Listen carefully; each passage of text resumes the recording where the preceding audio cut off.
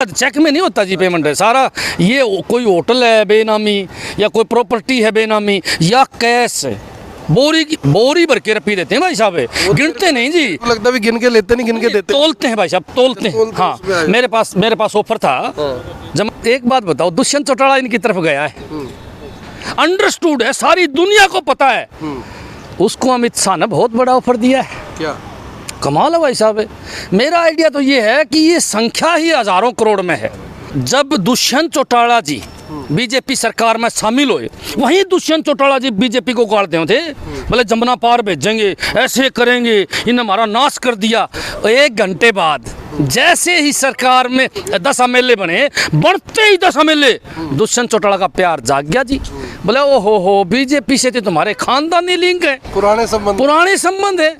क्यों भाई साहब, अंदरूनी बात ये है, एक सत्य बहुत बड़ा बताना जान ला रहे हूँ आपको। अमित शाह जी ने उसको 2 ऑफर मारे, मतलब डिप्टी सीएम आधा माल तेरा हरियाणा का, और पिताजी बाहर, और भाई साहब नकद कहाँ पहुँचाने हैं वो बताओ। आपके हिसाब से दुष्यंत जी ने कितना माल खींचा होगा, अगर आप जो आरोप लगा रहे हो वो सही है तो? भाई साहब 100 करोड़ रुपए दुष्यंत जी ने बबली को मंत्री बनाने का नाम के कई दिन पहले ले लिए थे। आप थाने में चले जाओ एक दरखास्त देने, जब पैसे के बगैर दरखास्त में टेबल पर धरती हो, मान लियो मैंने, जब दरखास्त के साथ हमें पैसे देने के लिए पैसे लगा के दरखास्त देनी पड़े है हमने। मुझे ये बताओ, चुनाव होते हैं, विपक्षी पार्टियों के नेताओं पे ईडी, इनकम टैक्स, आईटी सबके छापे पड़ जाते हैं, जितने पर पैसे आप इन लोगों के पास गिना, इन पे छापे क्यों नहीं पड़ते? इन पे पड़े तो माल सारा निकल जाएगा बाहर। अगर सीबीआई अपना काम पूरी ईमानदारी से करती है, अगर ईडी अपना काम ईमानदारी से करती है, तो दुष्यंत चौटाला जी के घर छापा मारते, चाहे फॉर्मेलिटी के लिए मारते। ये खुद तो ईडी हैं, ये जो मंत्री हैं, ये प्रदेश के नेता हैं, ये खुद ईडी हैं, खुद सीबीआई है। पिट्या भी हूँ मैं पुलिस ने उठा के, खूब मारे, बोले बोलता है तू लीडरों के खिलाफ बोलता, और मारे इधर से मारे, मैं मेरा भूत बना दिया भाई साहब। 20 पुलिस वाला नू लठ ले खड़े, और 3 पुलिस वाला ने मेरा गद्दा इतने रैप्टे मारे बस में चढ़ा के कि मेरे कई देर में तो मेरे कान ठीक हुए 2 दिन में भाई साहब, सुनना बंद हो गया था, इतने थप्पड़ मेरे को मारे। नमस्कार, मैं हूं आकर्षण उपल और इस समय आप ये सीधी तस्वीरें देख रहे हैं हिसार से। आप में से बहुत सारे लोग मुझे मैसेज करते हैं, कमेंट करते हैं कि अलग अलग जगह, चाहे कुरुक्षेत्र की बात कर ले, सोनीपत की बात कर ले, रोहतक की बात कर ले, हिसार की, सिरसा की, जींद की बात कर ले, कैथल की बात कर ले, कि अरे भाई साहब आप यहाँ पर अपना ऑफिस शुरू क्यों नहीं करते? क्योंकि किसी भी जर्नलिस्ट के लिए, किसी भी यानी कि मीडिया हाउस के लिए अपने एक्सपेंशन को करना बहुत चैलेंजिंग होता है। तो सोचा कि क्यों ना अलग अलग ज़िलों में जाकर दौरा किया जाए, कुछ ऐसे लोगों से, कुछ ऐसी हस्तियों से मिला जाए जो वहाँ के अपने डिस्ट्रिक्ट के बारे में, अपने ज़िले के बारे में बता सके। एक ऐसी ही हस्ती आज हमें यहाँ पर मिले हैं। घूम रहे थे, घूमते फिरते भाई साहब से मुलाकात हो गई, 2-4 बार मैंने उनको देखा था, अच्छा बोलते हैं। और मनोज राठी जी हैं हमारे साथ। राठी साहब, सबसे पहले तो अब मैं आपका स्वागत करूं कि आप मेरा स्वागत करोगे? आपका हम स्वागत करेंगे। चलो, आप हमारे पास आए हो, जब करनाल में हो, जब आप करियो। चलो हिसार में आप कर लो, आईबीएन पे मैं कर लेता हूँ। बिल्कुल धन्यवाद जी। सभी आपके जो फॉलोवर्स हैं उनका भी थैंक यू, और आप आए हो स्पेशल, मैंने आपका मैं double thank you sir. Thank you sir. तो पहले तो ये बताओ भी, हिसार में भी आईबीएन 24 देखता है कोई? कमाल है सर, मैं तो मेरे गांव में देखता है। मेरा गांव छोटा सा गांव है और बिल्कुल हांसी के साथ सटा हुआ है। वहाँ काफ़ी लोग आपको देखते हैं और कई बार चर्चा होती है आपके बारे में। भाई देखो, आज के दिन तो आप एक हरियाणा के अंदर मैं मानूँ कि ज़बरदस्त पत्रकार हो। मैं तो ये एक बात बताना चाहूँगा, आपके ऊपर हमला होया तो सभी ने सोचा होगा भाई अब ये पत्रकार थोड़ा ढीला पड़ जाएगा, लेकिन हमने देखा कि आपने सरकार की खिंचाई डबल कर दी। आप पीछे नहीं हटे, आपने अपराधियों से डरे, न आप जो बदमाश थे उनसे डरे। और यही पत्रकारों की आज इस प्रदेश और देश को जरूरत है, डरपोक पत्रकारों की जरूरत नहीं है। ये जो नाम है गोदी मीडिया, फिर ये नाम कैसे है? पत्रकार तो सभी बहुत अच्छे, अच्छा करते हैं भाई साहब। पत्रकार बहुत बढ़िया होते हैं, लेकिन कई बार क्या होता है कि जो चैनल है ना बड़े बड़े, उनके मालिक कहीं ना कहीं प्रेशर में आ जाते हैं। जैसे कि सुभाष चंद्रा जी, GTV वाला नाम लेते तो मैं बिल्कुल नहीं घबराता, क्योंकि हम तो उनके पास बैठे उठे भी हैं। जाना जी हमारा पड़ोसी आड़ेगा, देखो उसके पत्रकार तो उसके टॉप 1 हैं। पर मालिक का सौदा है कि मैं नहीं मोदी का के। तो ये बताओ राठी साहब, आप आम आदमी पार्टी से जुड़े हुए हो, जिला परिषद के सदस्य भी हो, हांसी से शायद आप आते हैं, क्योंकि मैंने कुछ वीडियोस देखे आपके। आम आदमी पार्टी की फ़िलहाल क्या पोजीशन लग रही है पंजाब में? दिल्ली में तो सरकार है आपकी, लेकिन वहाँ आपको लोगों को काम नहीं करने देते, आप लोगों को आप लोग आरोप लगाते हैं कि सेंट्रल गवर्नमेंट काम नहीं करने देती। पंजाब के अंदर क्या स्थिति रहने वाली है? देखो जी, दिल्ली के अंदर बिना सेंट्रल गवर्नमेंट के भी हमने ऐसे काम करे हैं, स्कूल के, हॉस्पिटल के। अब देखो, एक अलग सा हमने कुछ दिया देश को, भाई हम इस प्रकार मॉडल बनावा। 30% पावर है जी हमारे पास, वहाँ 70% पावर सरकार की है, वहाँ सेंट्रल गवर्नमेंट की। LG हमारे ऊपर बैठा है, कोई फाइल पर साइन नहीं करता, फिर भी हमने बहुत कुछ करा है। अगर पंजाब हमें मिल गया तो हम दिखाएंगे मॉडल क्या होता है। मोदी जी ने गुजरात मॉडल दिखाया था, एक्चुअल में हम मॉडल दिखाएंगे। हमारा एक ही मकसद है, एक ही मकसद है। सबसे पहले हम छोटे से बच्चे से लेकर एक झोपड़ी वालों से लेकर एक अमीर तक को शिक्षित करना चाहते हैं। अगर पंजाब हमें मिल गया तो एक बात आप नोट कर लो उपल जी, उसी पंजाब से लाखों बच्चे विदेशों में भी जाएंगे पढ़ के जी। अब तो जाए उनकी पहचान से, फिर जाएंगे पढ़ाई के दम के ऊपर। ये देश और प्रदेश ऐसा हो सकता है केवल एक चीज़ के ऊपर, पढ़ाई के ऊपर। एजुकेशन को मजबूत करना हमारा पहला मकसद होगा, सरकारी स्कूलों को मजबूत करना हमारा पहला मकसद होगा। हमारी सरकार ने शुरू किया है दिल्ली के अंदर मॉनिटरिंग करना। एक बच्चे को एक अफसर मॉनिटरिंग करने ला रहा है, समझाने ला रहा है, गाइड करने लग रहा है। अफसरों को भी काम पा गया, बच्चे का भी काम बन गया। भाई साहब, कोचिंग सेंटर सरकारी हमने खोले हैं। अब देखना तो सही सर, मैं चाहता हूं कि जिस देश के अंदर पढ़े लिखे लोग होंगे वो देश तरक्की करेगा, और जिस देश के अंदर ये जो बीजेपी वाले प्रचार करने लग रहे हैं, जब यो सौदा खड़ा हो गया ना जी, फिर हमारा देश नहीं बचेगा जी। भाई साहब, मुझे ये बताओ, अरविंद केजरीवाल जी ईमानदार नेता है, हाँ या ना? देखो, 100% ईमानदार है। खट्टर साहब ईमानदार है? हाँ, एक बात मैं बिल्कुल कहना चाहूँगा। देखो, खट्टर साहब भी आदमी ईमानदार है, पर रोड़ा की है कि उसका चुगड़ते रहने वाले बागड़ बिल्ले जो नेता है ना, वे चोर हैं सारे के सारे। मन नू लागा चल को नहीं खट्टर साहब ठीक आदमी बेचारा, वैसे भी शादी कौन हो रही भाई, धन कमा के किस खातर कमाओगा, कहाँ ले जाओगा। देखो, मैं अपना नज़रिया है, ये मेरा पर्सनल नज़रिया है कि मैं खट्टर साहब को बेहद बढ़िया आदमी मानता हूँ और ईमानदार आदमी मानता हूँ। परंतु उनके साथ जो लगे हुए हैं कई नेता और मंत्री, जिसको विपक्ष कई बार चंडाल चौकड़ी कहते हैं। हाँ, चंडाल चौकड़ी जी, खट्टर साहब का नाश चंडाल चौकड़ी कर रहा है। कहीं ना कहीं खट्टर साहब नो थोड़ा दबाव में रहते हैं उनके, भाई कोई CM की कुर्सी का लालच होगा या सेंट्रल गवर्नमेंट का कोई दबाव होगा, 100 प्रकार के दबाव होते हैं। पर मैं मानता हूँ भाई, तो खुद ईमानदार आदमी है, केजरीवाल भी ईमानदार आदमी है। अगर ईमानदार आदमी न होता तो दिल्ली के अंदर दोबारा सरकार नहीं बना पाता, पंजाब के अंदर नाम नहीं कमा पाता, और उससे बड़ी बात, जो काम करे है ना वो नहीं कर पाता अगर ईमानदार नहीं होता तो। एक बात बताइए सर, जो ये आपके यहाँ से विधायक है कमल गुप्ता जी, अभी हाल ही में मंत्री बने हैं, उनके मंत्री बनने का हिसार को क्या क्या फायदा हो रहा है? नुकसान होया जी। जैसे काल गिफ्ट दिया उसने 5% प्रॉपर्टी टैक्स बढ़ा के, वो तो वापस ले लिया। वो तो भाई साहब चुनाव आ गया था ना, नगर पालिका अगर चुनाव नहीं होता ना तो ये वापस नहीं लेते। मेरी गारंटी है, पूरे प्रदेश को आग में झोंक दिया था। कितना पैसा पता हूँ आपको, अगर कोई प्राइम लोकेशन है ना तो 20 लाख रुपए तक भी इनको देने पड़ते भाई साहब। और जिसने मान लिया शोरूम ले रखा है, पहले से ले रखा है, उनने एक नियम और बना दिया था साथ में, डिफरेंस रेट लगेगा।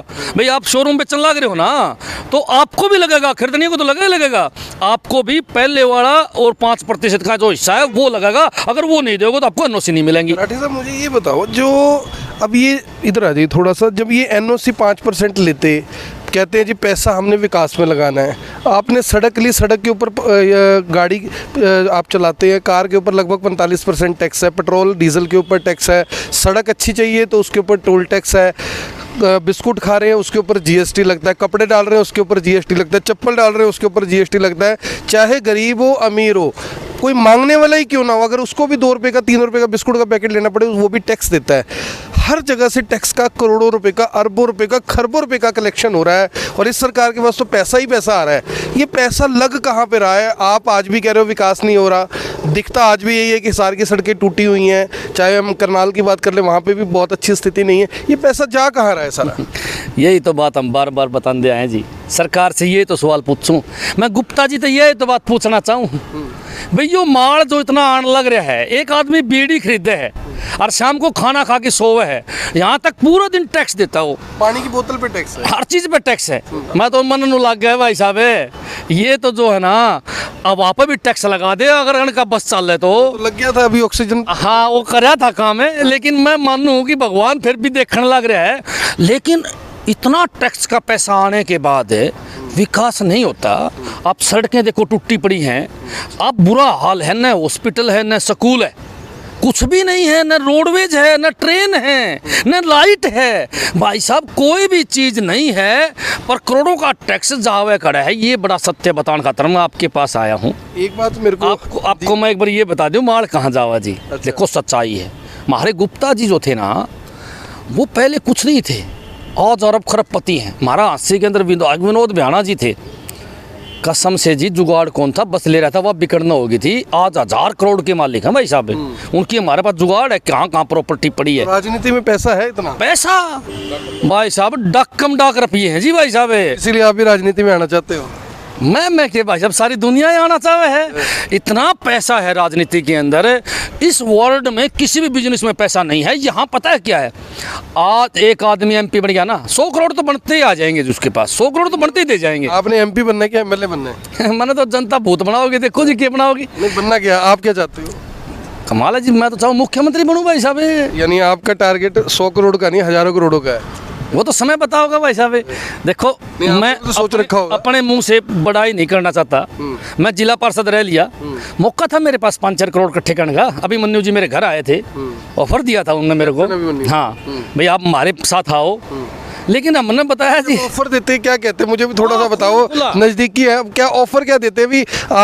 अभी आप हमारे साथ आए हो, आप जीत गए, ऑफर किस तरह का ऑफर होता है, क्या ऑफर होता है? देखो भाई जी, जब मैं स्पष्ट बात बताऊंगा, बिल्कुल खुला, जम्मा खुल्लम खुला। आज इस प्रदेश की जनता को यह बात सुननी चाहिए।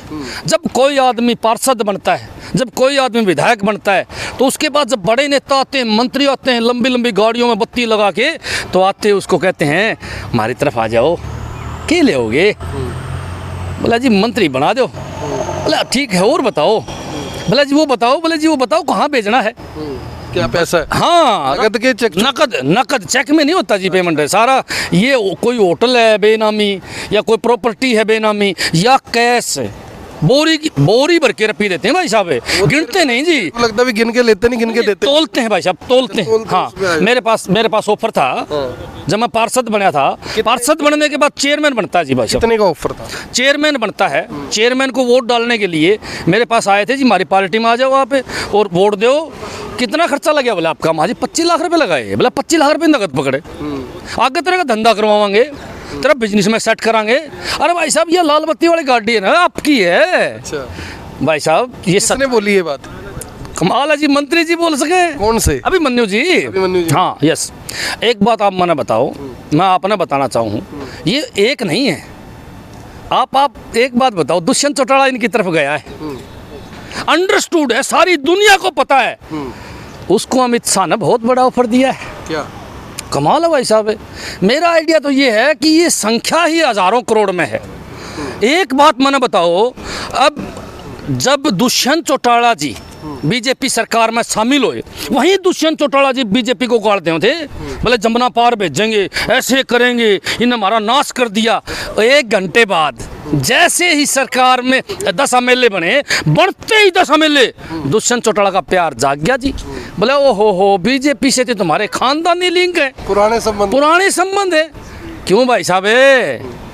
अंदरूनी बात ये है, एक सत्य बहुत बड़ा बताना जान ला रहे हो मैं आपको। अमित शाह जी ने उसको 2 ऑफर मारे। मतलब डिप्टी सीएम आधा माल तेरा हरियाणा का, और पिताजी बाहर। और भाई साहब नकद कहाँ पहुँचाने हैं वो बताओ। ये अटल सत्य है भाई साहब, इस राजनीति का ये कड़वा सत्य है, और ये नेता लोग ऐसा करते हैं भाई साहब। सारी जनता को इस बात का पता है। आपके हिसाब से दुष्यंत जी ने कितना माल खींचा होगा, अगर आप जो आरोप लगा रहे हो वो सही है तो? भाई साहब 100 करोड़ रुपए दुष्यंत जी ने बबली को मंत्री बनाने का नाम के कई दिन पहले ले लिए थे। किससे लिए वो?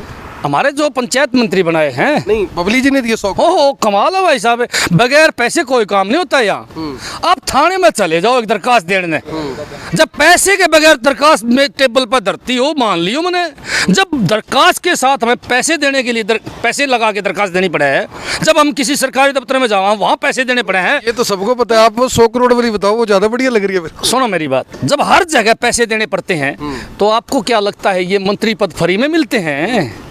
क्या ये मंत्री पद फ्री में मिलते हैं? अगर दुष्यंत चौटाला मंत्री फ्री में बनाता तो महिपाल ढांडा को क्यों नहीं बनाया? सबसे बड़ा विश्वास पत्र तो वो था। बबली तो भाग जाएगा। बबली को आप नु बताओ, इसकी ढांडा तो बीजेपी से ही है। नहीं, वो अपना ये ढांडा, ये जींद के पास जो उनका विधायक है ना, सुभाष ढांडा, क्या नाम है उनका, जो इनका विधायक है, अजय चौटाला का चेला, इनका विश्वास पत्र है। वो जो ढांडा जी हैं उसको क्यों नहीं बनाया जी? इनका जम्मा घास आदमी है।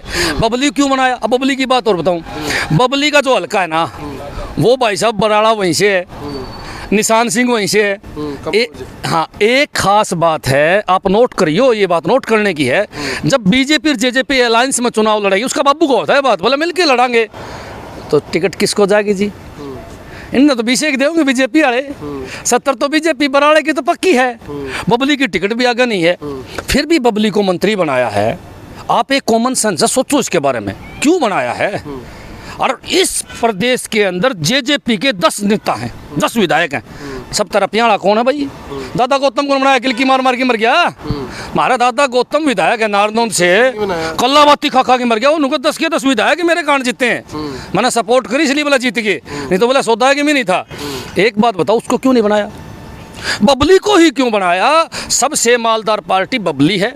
और वैसे मेरा खेत का पड़ोसी भाई साहब, अच्छा, मैं जानूँ सारी बात, इसलिए मैंने बताया आपको। 100 करोड़ घना दिन पहले दिया, उसका ताऊ बताओ था मैंने। मुझे ये बताओ, चुनाव होते हैं, विपक्षी पार्टियों के नेताओं पे ईडी, इनकम टैक्स, आईटी सबके छापे पड़ जाते हैं। जितने पर पैसे आप इन लोगों के पास गिना, इन पे छापे क्यों नहीं पड़ते? इन पे पड़े तो माल सारा निकल जाएगा बाहर। अगर सीबीआई अपना काम पूरी ईमानदारी से करती है, अगर ईडी अपना काम ईमानदारी से करती है, तो दुष्यंत चौटाला जी के घर छापा मारते, चाहे फॉर्मेलिटी के लिए मारते। भाई साहब कमाल करो आप, ये खुद तो ईडी हैं, ये जो मंत्री हैं, ये प्रदेश के नेता हैं, ये खुद ईडी हैं, खुद सीबीआई है। सौदा नहीं किसी इनका का, किसी का के में भी। इसीलिए ये उन लोगों पर छापा मरवाते हैं जो इनके खिलाफ बोलते हैं। अब मैं बोलूँ कि बता, मैंने सवेरे पिटन ना जा, पहले भी कई मुकदमे लगा रखे, पिटा भी हूँ मैं, पुलिस ने उठा के खूब मारे, बोला बोलता है तू लीडरों के खिलाफ बोलता, और मारा इधर से मारे, मैं मेरा भूत बना दिया भाई साहब। 20 पुलिस वाला लट ले खड़े, और 3 पुलिस वाला ने मेरा गद्दा इतने रैप्टे मारे बस में चढ़ा के कि मेरे कई देर में तो मेरे कान ठीक हुए, 2 दिन में भाई साहब सुनना बंद हो गया था। इतने थप्पड़ मेरे को मारे, विपिन भाई साथ था, सारी मीडिया हिसार ने दिखाया बिल्कुल पीटते हुए, लेकिन थानेदार का कुछ को नहीं होया। बदली भी करी डीजीपी ने, लेकिन तुरंत प्रभाव से हमारे मंत्री जी पेश हो गए, गुप्ता जी और बिहाना जी, पता नहीं कौन कौन पेश हो गए। बोला ना ना, थानेदार ने ठीक काम किया है, मनोज राठी को कुटा है, विपक्ष ने कुटवाया है। हमारी चाची पहुंच गई भाई साहब, मेरी चाची पहुंच गई, सोनाली फोगाट। नोबली नहीं, मेरा भतीजा बदमाशी कर रहा था इसलिए बोले चाची है सोनाली फोगाट, मेरी चाची लगा भाई साहब। हाँ, उम्र तो कम है आपसे थोड़ी। फिर क्या बात होगी भाई साहब, छोटे बड़े चाचा चाची कौन है उसके हैं? मेरा चाचा है, 7 साल का है वो, मेरा चाचा लगे। ये तो उनकी पर्सनैलिटी और आपकी तो मैच नहीं करती ना, वो तो लगती है। क्या बात होगी? ऐसे है, बुत्थन गांव की मेरी चाची, वहाँ सगी चाची है मेरी, बुत्थन गांव की, उसके परिवार में। बुत्थन गांव की में भूत कह रहे आपका बना दिया? हाँ, भूत बनाया जी, पिटवाया मैं से बढ़िया। इससे भी बड़ी बात मैं बताना चाहूँगा कि जब हम जैसे बोलते हैं, साफ बोलते हैं, सत्य बोलते हैं, तो उन लोगों की जांच नहीं होती, उल्टा हमारी जांच करते हैं और हमारा इलाज करते हैं, हमें पीटते हैं भाई साहब। ये एक अटल सत्य है। आप किसी से बात करोगे, किसी से पूछोगे, लॉजिक के आधार पर बताऊँ मैं, चलो मैंने रुपये तो को नहीं गिने, लेकिन लॉजिक के आधार में बार बार बताऊँ, बबली जी ने करीब 6 महीने पहले ही 100 करोड़ रुपये पहुँचा दिए थे। अच्छा, 100 करोड़ रुपए पहले पहुंचा दिए थे। इसीलिए बात, मुझे ये बताओ, ये 100 करोड़ जैसे आप कह रहे हो, हमारे पे तो 1 करोड़ हुए तो गिने नहीं जावे, ये 100 करोड़ कैसे गिनते हैं, लेते हैं, देते हैं? भी मेरे को यानी ना क्लैरिटी सी नहीं हो रही। भी 100 करोड़ रुपए नगद दुष्यंत जी ने लेके सेट कहाँ करे होंगे? हाँ भाई साहब कमाल, हमारे तो 2 लाख खाते में जमा नहीं होते। कमाल करो भाई साहब। दुष्यंत चौटाला का जो भाई है वकील साहब, वकील साहब का धंधा यो है।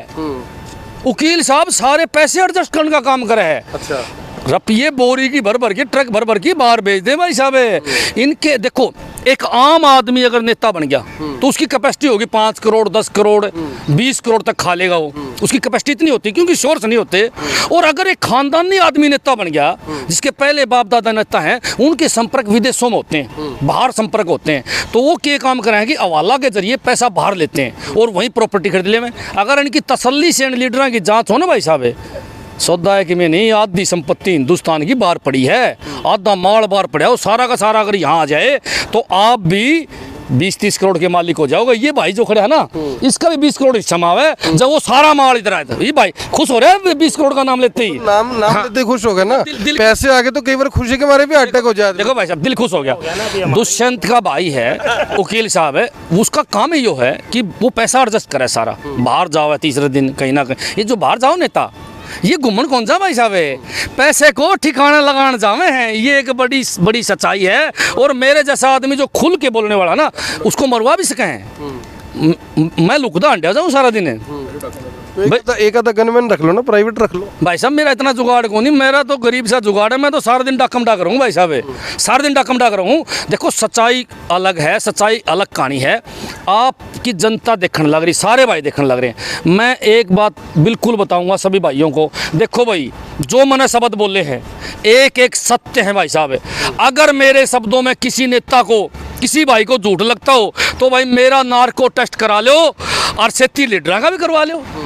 अगर तुमने सच्चाई देखनी है तो मैं जनता से एक बात कहना चाहूंगा कि जो नेता आवे उसे एक सवाल पूछो कि तेरा नार्को टेस्ट करवा पहले, जब हमने भरोसा होगा तो माल को नहीं खाया। इसीलिए उनका नार्को टेस्ट कराओ और हमने जो आरोप लगाए सत्य है, हमारा भी नार्को टेस्ट करवा लो। मैं तैयार हूं। क्या दुष्यंत चौटाला तैयार है? क्या उसका भाई छोटा वकील तैयार है? अगर वो तैयार हैं तो मैं तैयार हूं नार्को टेस्ट करवाने के लिए। अगर इन लोगों का नार्को टेस्ट हो जाए ना तो जितनी संपत्ति बाहर पड़ी है, जितना हिंदुस्तान का माल विदेशों में लगा रखा है, वो सारा का सारा माल हमारे हाथ लग सकता है और ये देश में वापिस आ सके है अगर लाने वाला कोई नेता हो तो। ये थे मनोज राठी, सीधे सीधे कह दिया अभी 100 करोड़ रुपए देकर जो देवेंद्र बबली हैं उनको पंचायत मंत्री बनाया गया। अगर इनके आरोपों में सच्चाई है तो आपको 3 सवाल सोचने हैं, सोचते सोचते सो जाना है और सोने के बाद जब जागेंगे तो उनके जवाब आपको देने। पहला कि अगर ये आरोप सही है तो देवेंद्र बबली जी के पास 100 करोड़ रुपए कहाँ से आए? ये इनका कहना है कि 100 करोड़ देकर वो मंत्री बने हैं। अगर इन्होंने 100 करोड़ रुपए दिए हैं तो दुष्यंत चौटाला जी जो कि प्रदेश के उप मुख्यमंत्री हैं, उन्होंने वो 100 करोड़ कैसे और कहाँ एडजस्ट किए? अरे हमारे को तो कोई 1 लाख रुपए देते तो हमें डर लगा रहता है कि कोई पुलिस का आदमी, कोई IT का आदमी घर आके ना पूछ ले भैया तेरे पे 1 लाख रुपए कहाँ से आया। ये 100 करोड़ की बात कर रहे हैं। और तीसरा और सबसे बड़ा और गंभीर सवाल कि जब वो संविधान की शपथ लेते हैं कि मैं अपने हर कार्य को ईमानदारी से करूंगा, निष्ठा से करूंगा, हर उस व्यक्ति की सुरक्षा की वो जिम्मेवारी लेते हैं जो हरियाणा प्रदेश का वासी है, ऐसे लोग मंत्री बनने के बाद 100 करोड़ को कितने से मल्टीप्लाई करेंगे और वो पैसा सारा आने के बाद उसको वो कहाँ और कैसे एडजस्ट करते हैं? जिसको ये जानकारी हो वो कमेंट बॉक्स में जरूर बताएं, क्योंकि मैं इस बात को जानने का उत्सुक हूं कि आखिर क्या एक्चुअल में सच में सैकड़ों करोड़ों रुपए देकर मंत्री पद मिलते हैं, और अगर मिलते हैं तो इतने पैसे को एडजस्ट कहाँ और कैसे किया जाता है। ये तमाम जो कवरेज है आप देख रहे हैं हिसार से, और हिसार में मनोज राठी जी के हमने काफ़ी इंटरव्यू देखे थे, काफ़ी दबंग तरीके से बोलते हैं। लेकिन आज इन्होंने एक और बात बताई है कि जितने दबंग तरीके से बोलते हैं उतने ही दबंग तरीके से पुलिस वालों ने दबंगई दिखाते हुए इनकी पिटाई भी कर दी थी। लेकिन बावजूद इसके इनका हौसला अभी तक टूटा नहीं है। शायद ये अभी इंतजार कर रहे हैं कि जो अगला नंबर है वो कहाँ और कैसे लगता है। आप सभी लोगों से अपील, जो भी लोग इस वीडियो को देख रहे हैं इसे साथ के साथ ज़रूर शेयर करें। इस वीडियो को देखने वाले काफ़ी लोग हंस रहे होंगे, काफ़ी लोग कमेंट में कह रहे होंगे कि ये कैसे आदमी का इंटरव्यू ले रहे हो। लेकिन इतनी बात कहने के लिए दोस्तों जिगरा चाहिए, इतनी बात कहने के लिए दिल और दिमाग खुला होना चाहिए, इतनी बात कहने के लिए आने वाली चुनौतियों से यानी कि लड़ने की जो क्षमता है, लड़ने की जो ताकत है वो इंसान के अंदर होनी चाहिए। और जाहिर तौर पर आपने कई बार देखा है कि जब हम आम लोगों से सवाल पूछते हैं तो लोग जवाब देने से पहले ही मौके से भाग जाते हैं। मेरी आप सभी से अपील, इस वीडियो को देखें भी, इसे शेयर भी करें और कमेंट बॉक्स में भूलना मत ये बताना कि ये पैसे एडजस्ट कहाँ और कैसे होते हैं। धन्यवाद। अब यहाँ तक आ ही गए हैं तो हमारे चैनल को सब्सक्राइब जरूर करें और नीचे दिए गए बेल आइकन को जरूर दबाएं ताकि हर खबर सबसे पहले पहुंचे आप तक।